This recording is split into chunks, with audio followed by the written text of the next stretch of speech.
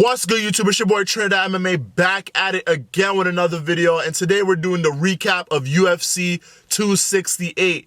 Thank you, Dana. Thank you, Hunter. Thank you for all the matchmakers for putting on these pay-per-views back to back. Thank you. It lived up to the expectation. So first I'm gonna start off with Alex Poatan Pereira. I didn't even know the guy's name, who he is fighting. I was so fucking amped to see Alex Pereira debut. If you guys don't know who Alex Pereira is, like, where the fuck have you been? He's the last guy to knock out Izzy. He has 2 wins against Izzy. I'm gonna be completely honest. The first win was 50-50. It could have went either way. The second win was unanimous. Knocked him out, had him sleeping, unconscious. And Alex Poatan Pereira has a lot of hype on him because, you know, Izzy's the middleweight champion. Like I said, I don't know who the fuck his opponent was. I was just amped to see Alex Poatan Pereira finish somebody, and he actually did, man. Props to Alex Poatan Pereira.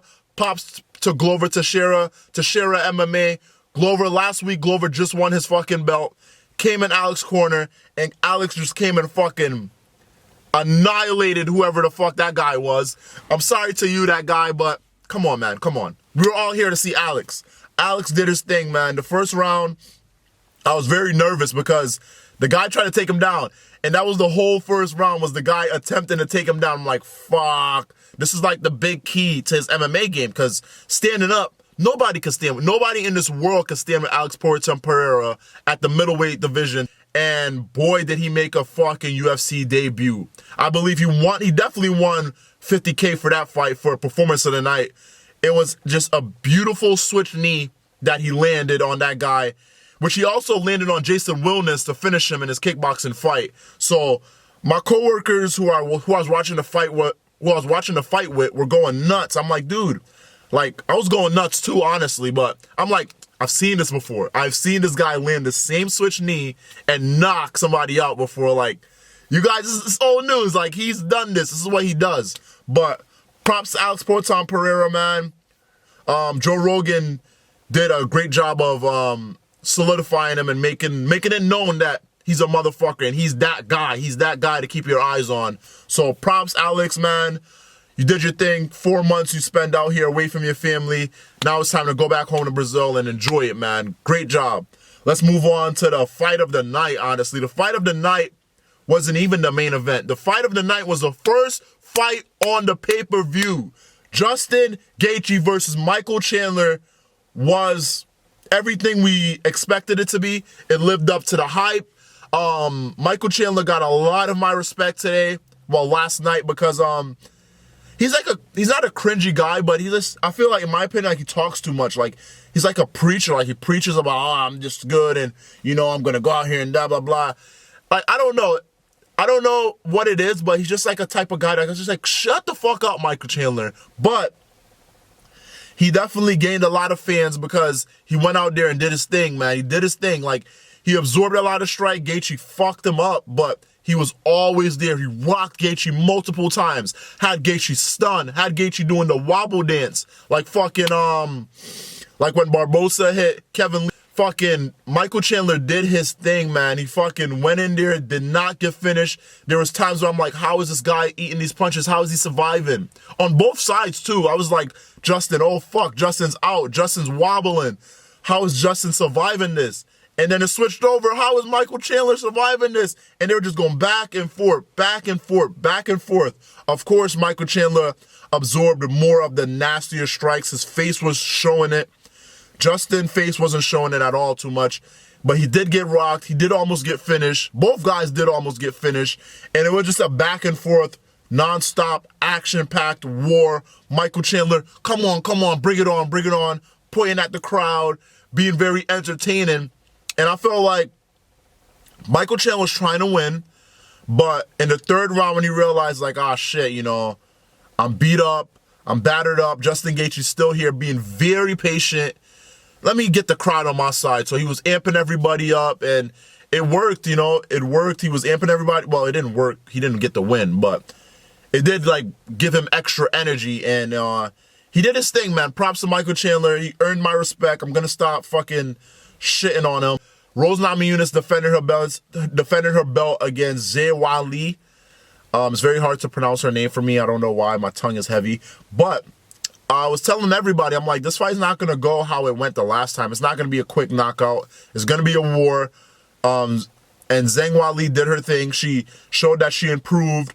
She gave it her best. She gave it her all. It was a chess match. And I know after having all these wars and then coming up to a chess match, everybody's like, oh, man, I don't want to see no strategical striking battle. But I enjoyed this as a kickboxer also. It was very strategic. Both girls had to be very patient and not go out there and risk losing it all because they both have power to end the fight at any time. Rose showed that she's the champ and she's a champ for a reason. She stuffed a lot of takedowns, got up from a lot of takedowns, showed that she's not just a striker, she's an all-around mixed martial artist. I believe it was like the third round, if I'm not wrong. I thought Rose was going to catch her in a rear naked choke because that's Rose's thing right there. Rose can lock up a rear naked choke like it's fucking nothing. I thought she was going to get her. Zhang Weili did her thing, worked her way out, got back up on the feet, and Henry helped her. I could see where Henry and his coach helped her a lot with the wrestling, but Rose was just game. Rose was game, and she was ready to go. She used her reach, picked her apart from the outside, chopped her up with nice leg kicks, and did her thing and defended her belt once again. Props to Rose. She's the baddest strawweight on the planet. She's beating the entire top 5. The next person she has to be is Carla Esparza, I believe that's her last name. Carla Esparza. You guys know who the fuck I'm talking about.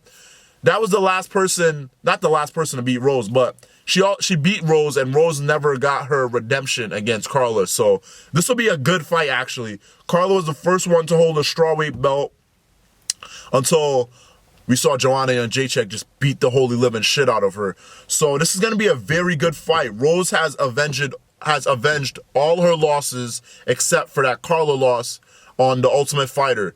So just think about that. Rose was fighting Carla for the belt to be the first strawweight champion, and she got choked out by Carla, and now Carla has worked her way back up to get another title shot, and guess who has the belt? Rose Namajunas, the same girl she choked out to get the belt. So it's gonna be a good build-up. It's gonna be a good fight. So now let's move into the main event. Kamaru Usman versus Colby Chaos Covington. This was an amazing fight also.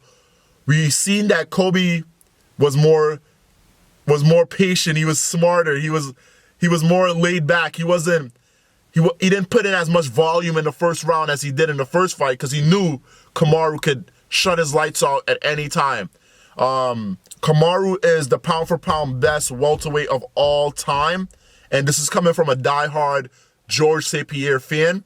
And the reason for that is because Kamaru's competition is a lot better than George's competition back then. I know guys hate when you compare two different eras and stuff like that, but the fact that Kamaru has steeper competition and he's beating all these guys already, he's coming around, he's lapping these guys, and on the second lap, he's finishing them. He's finished Colby already, he's finished Masvidal, he's finished Burns, well, not finished Tyron Woodley, but fucked up Tyron Woodley. Kamaru has beaten all the guys in his division, except for Luque. Luque could be one of the ones to stop Kamaru's run. Let's not sleep on Vicente Luque. Vicente Luque is a motherfucker, and that's a very interesting fight. Kamaru's talking about fighting Canelo, but you still got Luque here. If you beat Luque, then all right, fuck the welterweight division. Go on and do whatever you want to do. But Luque is still there, and Luque's a monster. The fight, though, let's get back on the fight. Colby did his thing. Colby showed why he's the second best in that division, and he showed why he's just so fucking good. But Kamaru striking, that jab, the coaching by Trevor Whitman. Trevor Whitman has turned Kamaru into a fucking assassin. Like he said in the embeddeds, like Trevor showed him footwork and being able to be precise and having his foot under him, like, and not fighting out of situations. He don't have to fight out of situations anymore. And the fact that they actually wrestled in this fight was even more so fulfilling because I did want to see them wrestle. I didn't want to see like who's the better wrestler. And we realized Kamaru is the better wrestler. But every time Colby would try to take him down or Colby would almost get him down, the wrestling would just cancel each other out. they'll just get back up and it'll turn into a striking match again. But we did see that Kamaru wrestling is better because of his takedown defense and his ability to get right back up. And there's nobody in the UFC right now that's better than Kamaru. Well, of course there's heavier guys, but he's the pound for pound best fighter in the UFC right now. He's defended his belt 3 times this year, dude. Champs don't usually do that. Like, him and Izzy are setting like a new level for being a champion. These guys are just defending their belt back to back to back to back. Like, it's nothing. They're not like the old champs who's like 1 defense a year, 2 defense, maybe 2 defense a year was fucking like, what? That's crazy back in the day. But now these guys, Kamaru and Izzy, are just going through their weight classes, defending it, fighting a lot. And I love to see that, man. I love to see that. I don't believe in a Hamza hype yet. Let him fight a top 5 guy. If he did that to Burns, if he did what he did to what's this guy name? You know the guy I'm talking about that he just won. If he did that to Burns, then I'll be like, oh shit, Kamaru has fucking problems coming here with Hamzat. But Hamzat didn't do that to a top 5, the Leech. If Hamzat did what he did to the Leech against Gilbert Burns, then I'll believe in the hype. But he did that to the Leech, like, no disrespect. The Leech is a fucking nobody. Like, he's not a top 5 guy. Like, everybody's so hype on Hamzat. Yes, it's incredible. Yes, it's phenomenal what he's doing to these lesser opponents, but he's not top 5 yet. If he did that to a top 5 guy like Burns, fucking Vicente Luque, Leon Edwards, I'll be like, okay, this guy's the real deal. But he hasn't done that yet, so we'll see. I hope you guys enjoyed this recap. It's your boy Trinidad MMA, and I'm out of here. Peace.